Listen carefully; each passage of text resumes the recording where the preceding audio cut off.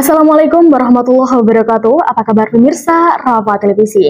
Saat ini Anda tengah menyaksikan program spesial kami, yaitu program yang menyajikan berbagai informasi terkait bulan suci Ramadan, yang dikemas secara hangat dan santai tentunya, bersama Kurma Kuliah Ramadan.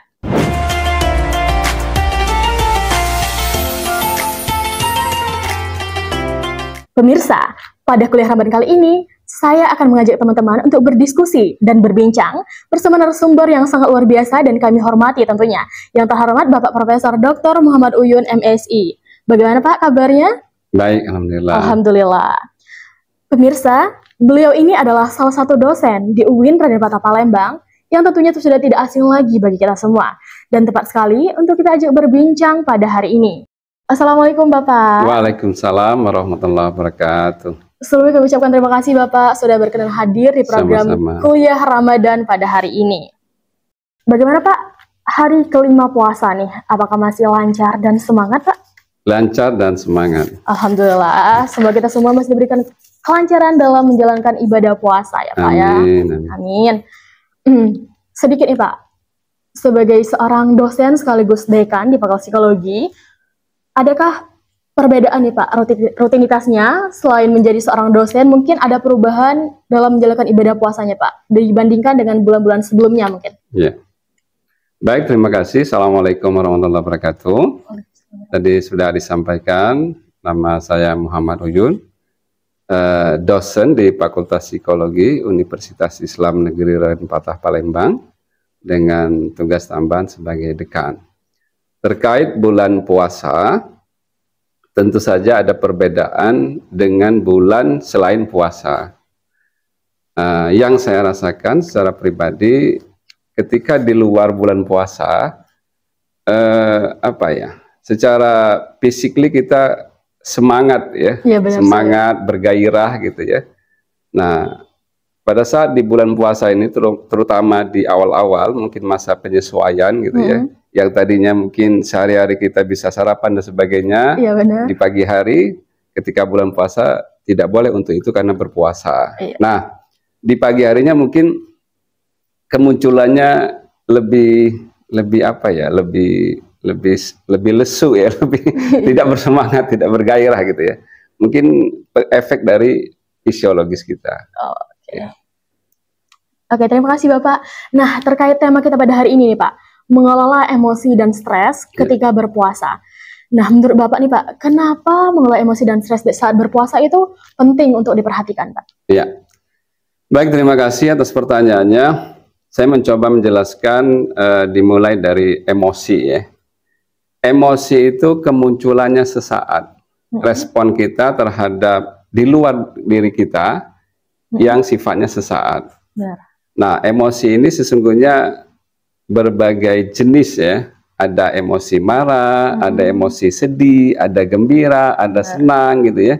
Ketika di luar diri kita ada yang mengucapkan salam, tentunya emosi positif. Ketika di luar diri kita ada sesuatu yang membuat kita tidak nyaman, tentunya emosinya negatif. Nah, dari situ sangat tergantung stimulus di luar diri kita terkait emosi itu. Yang jelas setiap manusia merasakan dan mengalami apa yang namanya emosi. Artinya emosi itu jangan dipandang sesuatu yang arahnya negatif saja. Dan setiap manusia itu pasti ada dan mengalami emosi. Gitu. Kemudian tentang stres. Nah, stres ini berbeda dengan emosi. Stres biasanya respon kita terhadap tekanan-tekanan. Tekanan-tekanan kalau dunia akademik itu mungkin mahasiswa atau mahasiswi banyaknya tugas gitu ya. Banyaknya target yang harus dicapai. Mungkin kalau dia tugas akhir dalam skema membuat artikel gitu ya, ditekan oleh dosennya biar cepat. Nah, itu bisa mengalami stres. Nah, stres dan emosi sebetulnya sama tadi, ada dan melekat pada setiap manusia. Hanya saja stres ini sesuatu yang akumulasi.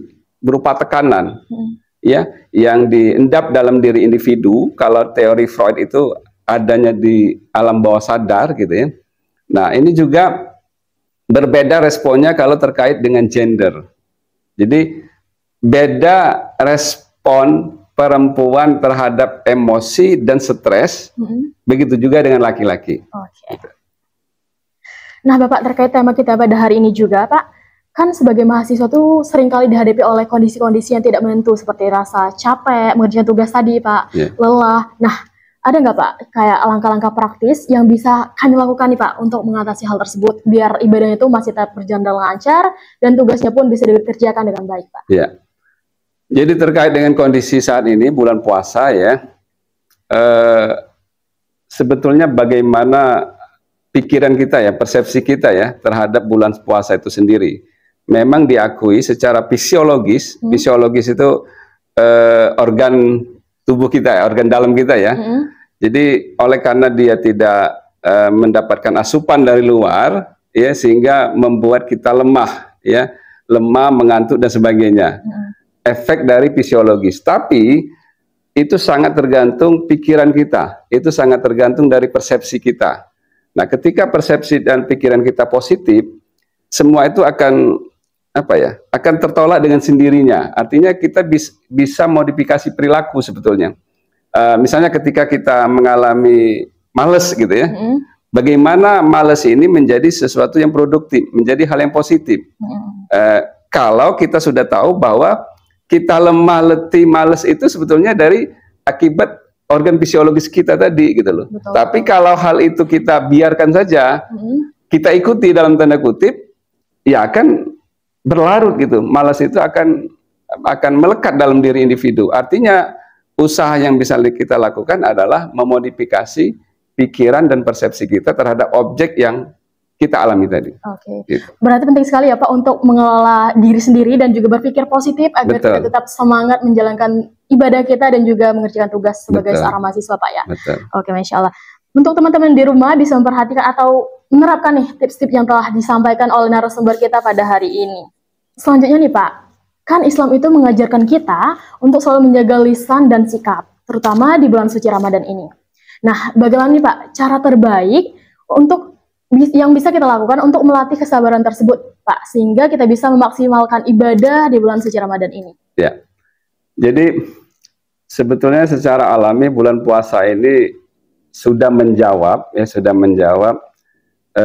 dan bisa mengontrol emosi dan stres kita. Kenapa? Pemicu kita stres tadi kan ini sudah kita tahu. Pemicu stres adalah kondisi di luar kita, sifatnya sesaat. Nah, karena kondisinya bulan puasa, apalagi secara sosial ya, semua orang berpuasa, akhirnya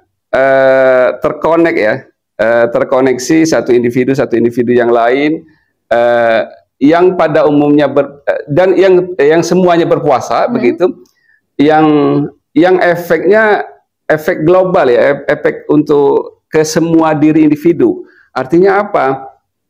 Artinya dengan emosi, dengan puasa sekaligus secara alami bisa menekan emosi. Itu yang saya ingin katakan. Begitu juga dengan stres.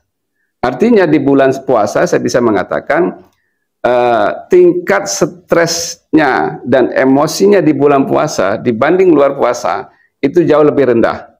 Itu asumsi saya. Itu yang pertama. Terkait dengan tip, saya rasa selain berpikir positif, bahwa kita dianjurkan dalam agama kita, agama Islam, kalau memang kita tidak ada aktivitas yang lain, ya, membaca membaca Al-Quran, begitu ya, berzikir, begitu ya, kemudian mengelola diri, hindari perilaku-perilaku yang pemicu stres ataupun pemicu emosi tadi, gitu ya. Kemudian intinya memaksimalkan setiap waktu yang kita miliki dengan kondisi pekerjaan yang produktif seperti itu. Oke, jadi walaupun dalam keadaan berpuasa, kita harus tetap menjaga produktivitas ya Pak ya. Betul. Balik lagi produktivitas, berpikir positif dan bisa musabaqah diri juga ya Pak ya, begitu. Oke Bapak, mungkin setelah banyak membahas terkait tema pada hari ini, mungkin bisa memberikan motivasi nih Pak untuk para pemirsa Rahma Televisi di rumah untuk dapat menjalankan ibadah puasa agar tetap semangat, optimis, dan juga bisa memaksimalkan ibadahnya, Pak? Baik, terima kasih.